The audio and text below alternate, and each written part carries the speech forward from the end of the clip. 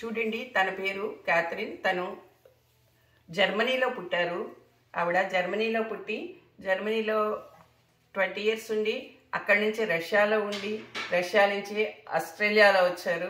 Australia వచ్చి 20 years. ఈవిడికి మన హిందూ సాంప్రదాయాలన్నా హిందూ భక్తి అన్నా చాలా ఇష్టము. ఆవిడ వచ్చేసి బెంగళూరులో ఆర్ట్ ఆఫ్ లివింగ్ రవిశంకర్ గారు ఆశ్రమంలో 2.5 years ఆవిడ స్టే చేసి అన్నీ నేర్చుకుని మెడిటేషన్ చేస్తారు. ఇక్కడ అందరికీ కూడా చక్కగా కీర్తనలు పాడి వినిపిస్తారు. ఎంతో బాగా ఉంటుంది. చూడండి, మన హిందూ సాంప్రదాయం, మన భారతీయత అంటే ఫారినర్స్ ఎంత ఇష్టపడుతున్నారో చూడండి. ఆవిడకి చాలా ఇష్టం అన్నమాట. ఆవిడ ఇప్పుడు మనకి పాడి చూపిస్తారు. చూడండి ఫ్రెండ్స్.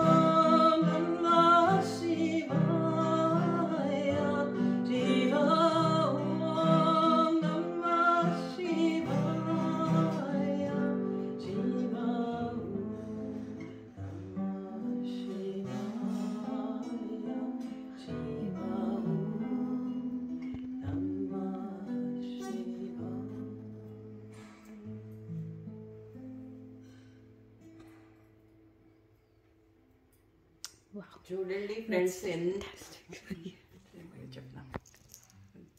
చూడండి ఫ్రెండ్స్, ఆవిడ ఎంత చక్కగా నేర్చుకుని మన సాంప్రదాయాలని మన భక్తిని వాళ్ళంతా విశ్వాసంగా చేస్తూ ఆవిడ ఇక్కడ అందరికీ కూడా వాళ్ళ తెల్లవాళ్ళకి నేర్పుతారండి.